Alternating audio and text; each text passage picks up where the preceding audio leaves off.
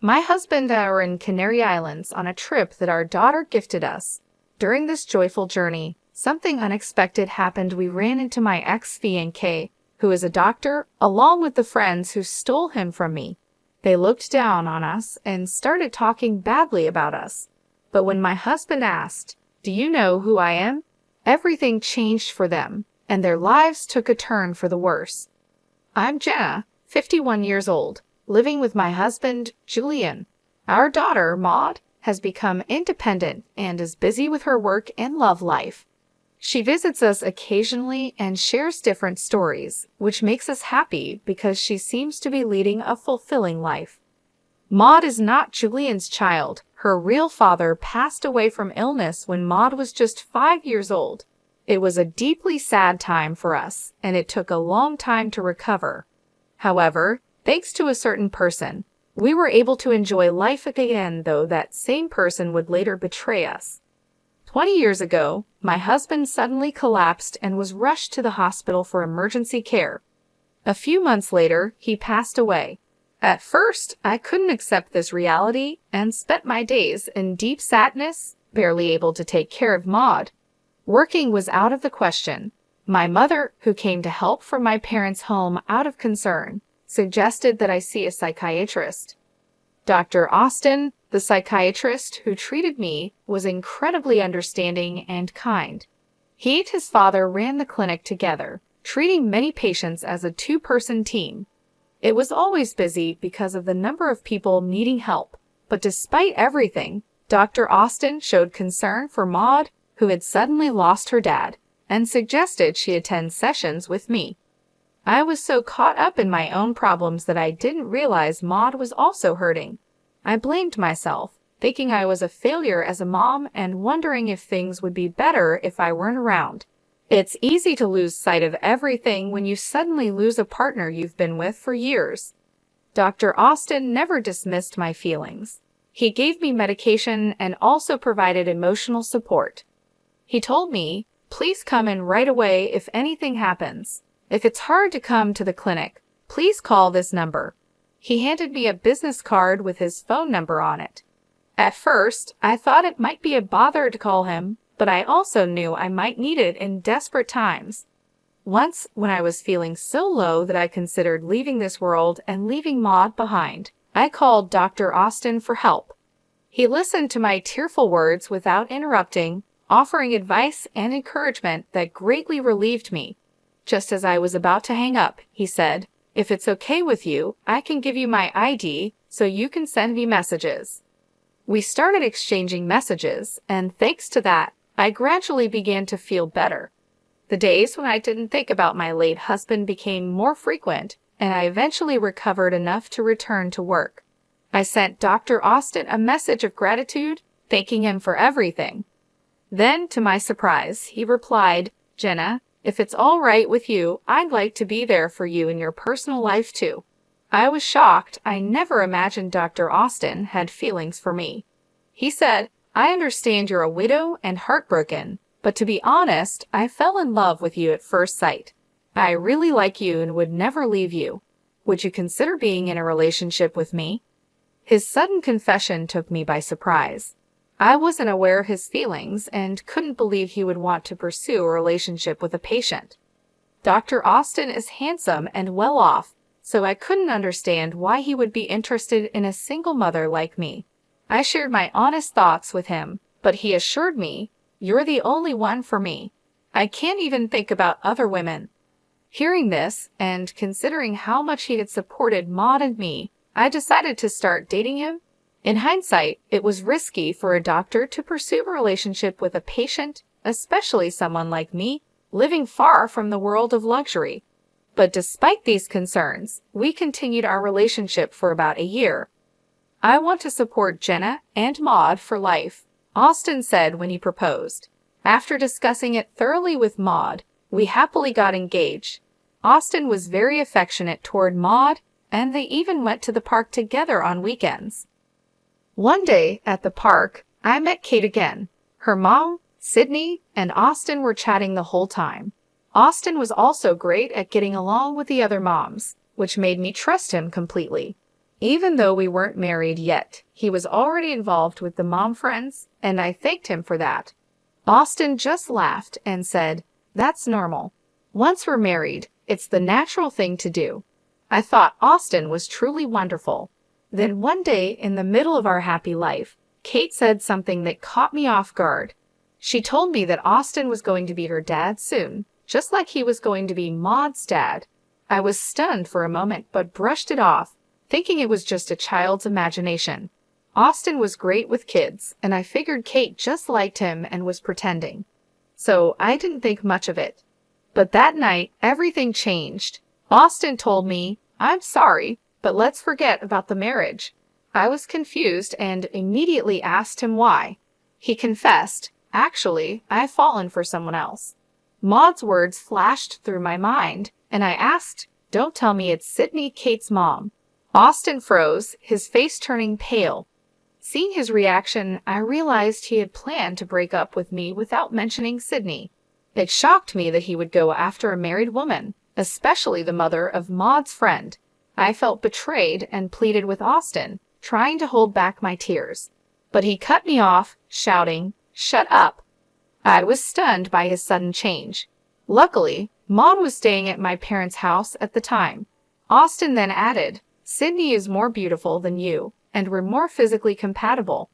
Besides, you've been rejecting me lately because of Maud." I couldn't believe he chose Sydney for such shallow reasons. Whether Austin initiated it or Sydney did, it didn't matter, they both had crossed a line. As I tried to process everything, Austin made a cruel remark, saying he was drawn to the idea of being with a grieving widow. "I liked the way you looked, even though your clothes and hair were a bit shabby. But it was your appearance as a widow that really attracted me. I wanted to control you." It was awful to realize that he never loved me for who I was. He continued, "I kept treating you because I didn't want another doctor to take you away. It was a mistake that you recovered so well.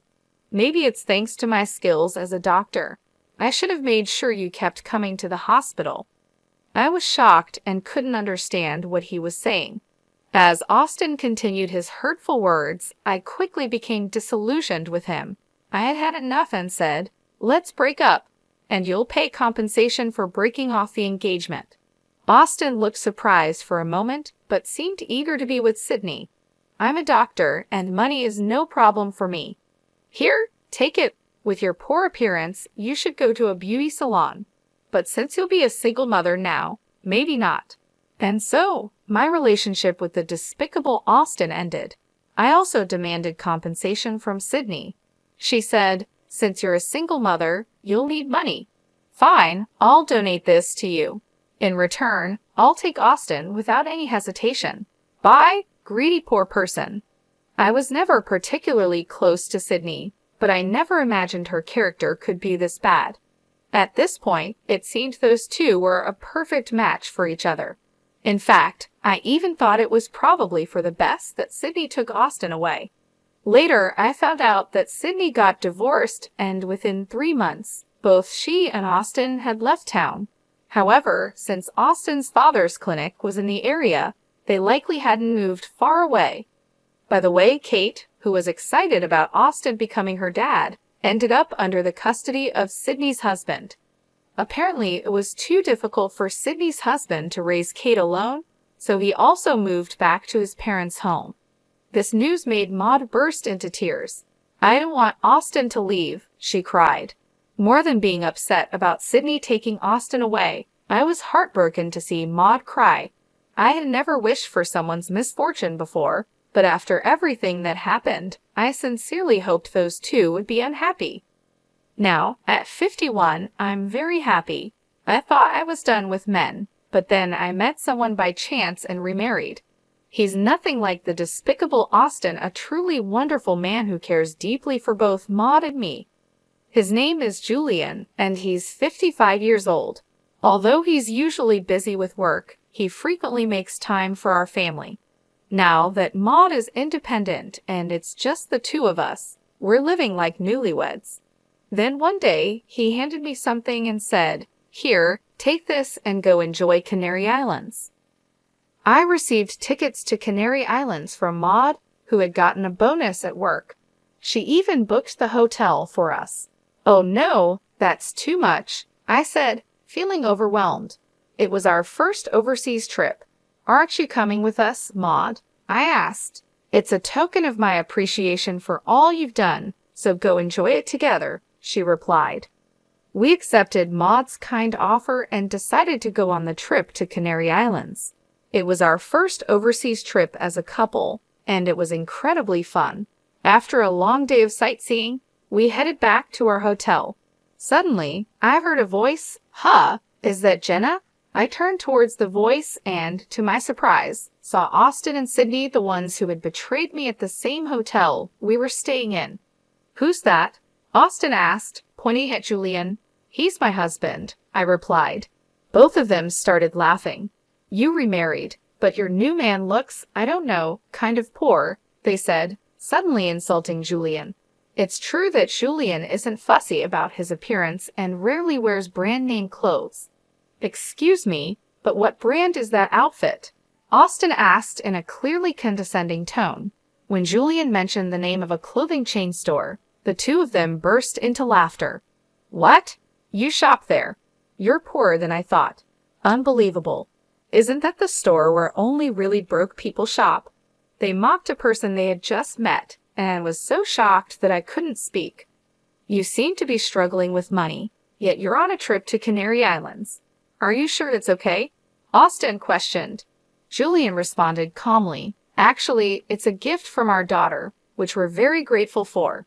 Julian's smile and composure showed a mature response. Daughter? You mean Maud? She's already an adult, but it's pathetic to beg your own child for a trip to Canary Islands. If you're going to beg, ask for clothes, not a trip, they continued mocking. Exactly, Jenna. Still living a poor life even after getting married. Isn't that crazy? Their rudeness was too much, and I was furious, ready to respond. But before I could say anything, Julian spoke up. Excuse me, but Jenna is not poor. While it's questionable to berate a stranger, I cannot tolerate insults toward Jenna. Julian stood up for me. Huh? What are you trying to prove, poor man? Do you even know who I am? I'm a doctor, Austin boasted while laughing. Really? You're a doctor? Julian calmly asked. Yes, I am the only son of a clinic owner, and I'll be taking over as the head doctor soon. Impressive, right? Austin continued arrogantly. Doctors are rich and can choose any woman they want. You poor people are in a different league, you just look poor. I couldn't bear to listen to Austin's words anymore, and meanwhile, Sydney stood there with a nasty smirk on her face. You keep calling me poor, but do you even know who I am? Julian asked, clearly frustrated. Austin, thinking he had the upper hand, dismissed him as just some poor guy. In the short time we had been talking, Austin had used the word poor so much that it seemed like his favorite insult. It was obvious that he looked down on others. But then Julian said something that completely changed the smug attitudes of both Austin and Sydney. Actually, I think I'm quite well off, Julian began. I run a pharmaceutical company. What? Austin exclaimed, clearly shocked. Yes, Julian had inherited a major pharmaceutical company from his father. In fact, he even supplied the hospital where Austin worked. The realization hit Austin hard. He finally understood who Julian was. No way. You're the president of the company we rely on. Seeing Austin's shocked expression, Sydney started to panic. Julian remained calm and polite, saying, Thank you for using our services, with such elegance that I found myself falling for him all over again. Sydney, desperate to regain control, snapped, So what if you're a pharmaceutical company president? If the doctors decide not to use your drugs, it's over, right? Austin, stop dealing with this guy's company. But Julian wasn't fazed. That's not possible, he replied. The decision is made by the head doctor and the pharmacists. It's not something I can interfere with. Austin's face turned pale as he realized the gravity of the situation. Sydney, too, went pale as the reality of what they had done sank in. Did we just make a huge mistake? She asked, and Austin could only nod in response. Julian continued, I've had a long relationship with your father. We've played golf together and shared meals. Our relationship has grown from just a business one to a friendship." Hearing this, Austin deeply bowed and apologized. "I'm so sorry. I'll speak to my father, the head doctor, about this." Meanwhile, Sydney stood there in a daze, and Austin looked utterly defeated. "That's not going to work," Julian said calmly. "The moment you insulted Jenna, I started recording everything."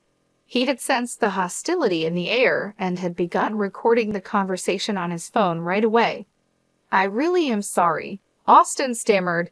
"I shouldn't have called you poor." He was apologizing profusely now. Julian approached him, his voice firm. "Jenna has told me before that her ex-fiancé was a jerk, the worst kind. And now, here you are, with Maud's friend's mom, still insulting Jenna. There's a limit to how much you can disrespect someone." Julian's words hit Austin hard, leaving him speechless. Both Austin and Sydney fell completely silent, realizing the full extent of their mistake. I felt a wave of happiness as Julian stood up for me, and his courage inspired me to confront Austin and Sydney as well.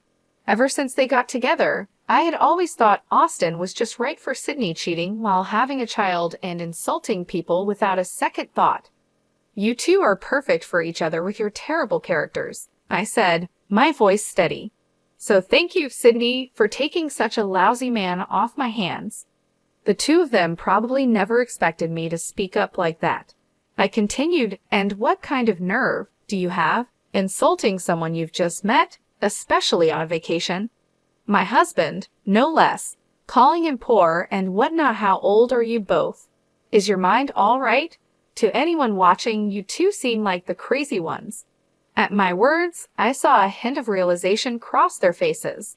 "No, we were just drunk," Sydney stammered. "And seeing you after so long, looking so happy, she trailed off, trying to excuse their behavior. "Such an excuse is unacceptable," I replied firmly. "So being drunk excuses anything. And what does it matter if I looked happy? It's sad that you can't be happy for someone else's happiness."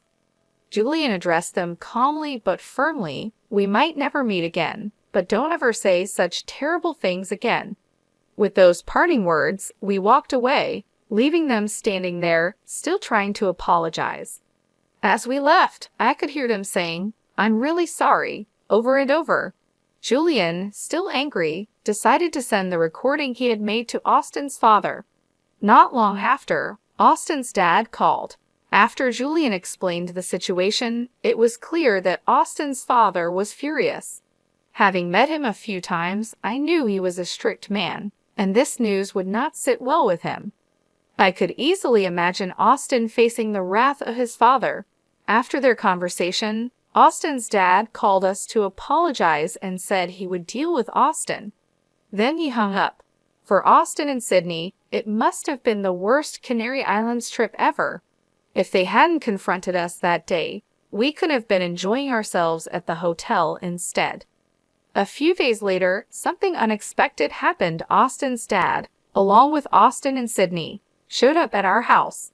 Sydney was wearing light makeup, and both of them had noticeably red faces, clearly embarrassed. "We are truly sorry for what we did," they apologized sincerely. Acknowledging that they had wronged us, they offered a substantial amount of money as compensation. At first, we refused, but they insisted, so we accepted it.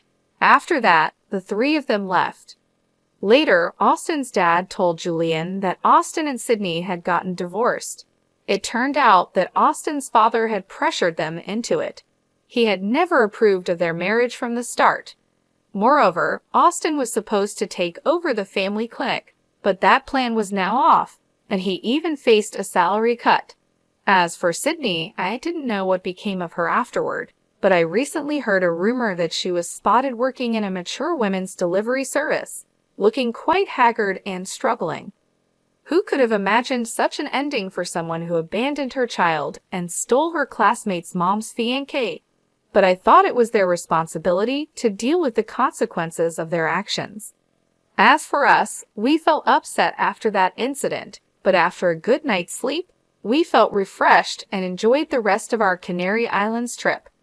When we told Maud about our experience, she laughed and said, "That's a good example of the kind of adult not to become." Indeed, I thought it was for the best that we had split up with Austin, especially for Maud's sake. Now, we're planning our next family vacation, eagerly looking forward to our happy trip together.